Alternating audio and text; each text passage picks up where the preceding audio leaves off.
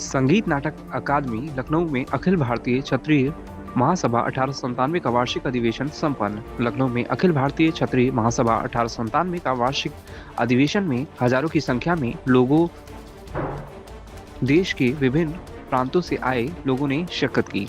सभा में मुख्य अतिथि के तौर पर राजस्थान के पूर्व राज्यपाल माननीय कलराज मिश्र ने कहा कि क्षत्रिय कोई धर्म नहीं होता, बल्कि समाज में शोषित लोगों के रक्षक होते हैं।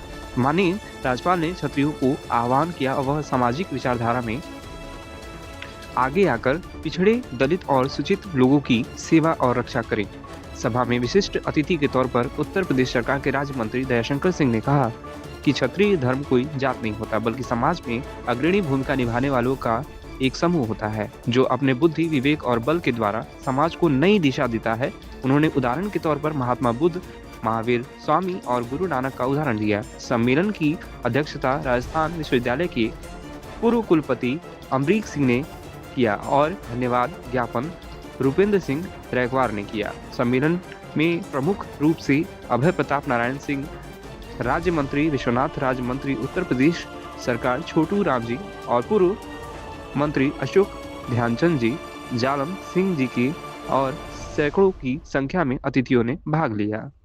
काम करने का तरीका वहाँ भी बहुत बढ़िया था। उन्होंने अपने कार्यकाल के अंदर वहाँ पे नॉर्थ कैंपस, भारत का पहला संविधान park, engineering college, architecture college वगैरह की बहुत ही कम समय में, तकरीबन कोविड काल के अंदर 1 से 1.5 साल के अंदर ये सारी कॉलेजेस वहाँ पे स्टार्ट करी थी।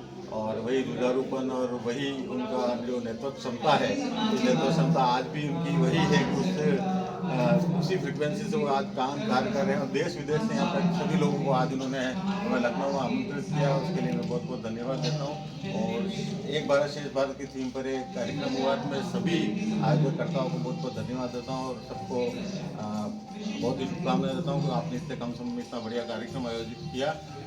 धन्यवाद। अखिल भारतीय क्षत्रिय महासभा का बहुत ही थैंक यू करना चाहती हूँ कि उन्होंने मुझे यहाँ आमंत्रित किया और इतने अच्छे भाव से ये ऑर्गेनाइज़ किया है। पूरा जो प्रोग्राम है, इवेंट है, इसके पीछे की जो थॉट प्रोसेस है वो है एकता, साथ में मिलके रहना। तो ये बहुत ही एक इम्पॉर्टेंट थॉट प्रोसेस है जो हमारे डाइवर्स कंट्री में बहुत इम्पॉर्टेंट है।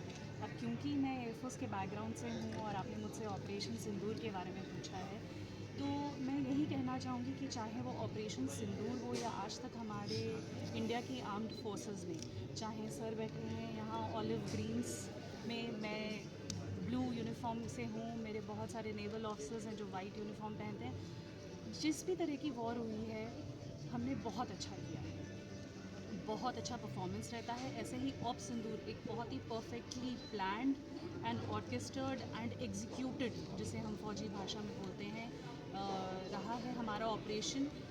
हर इंसान ने, चाहे वो किसी भी रैंक पे हो, सीनियर जूनियर, सब ने दिन रात मेहनत करके इसको एक सक्सेस बनाया है। और ये क्वेश्चन कई लोग पूछते हैं कि जहाज़ का क्या हुआ, कितने लोगों ने शहीद हुए, और वो सिर्फ ऑपरेशन सिंदूर का नहीं है, सभी में क्वेश्चन आते हैं। तो मेरा सभी लोगों से एक ही मैसेज है कि जब हम वर्दी पहनते हैं तो कफन तो उसी दिन सिर पे सब लोग बांध लेते हैं। तो जब हमें चिंता नहीं है अपने देश के लिए अपनी जान देने की, तो आप लोग भी बस अपनी दुआओं में, अपनी प्रार्थनाओं में हमें, हमारे परिवार को रखें और कभी भी अपने देश की पॉलिसी पे, सरकार पे, अपनी आर्म्ड फोर्सेस पे एक क्षण के लिए भी शक न करें। हम खड़े हैं, सब सेफ़ हैं, हमेशा रहेंगे। मेरे यूनिफॉर्म में मेरे साथ के male, female officers, all ranks are there and Operation Sindoor was an amazing success.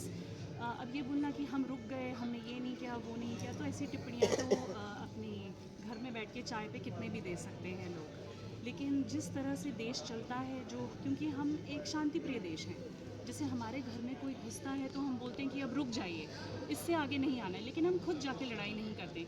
तो वो संदेश देना ज़रूरी था, जो हमने बहुत ज़ोर से डंके की चोट पे पूरी दुनिया में ऐलान हुआ कि आप हमारे घर में घुस के नहीं कर सकते।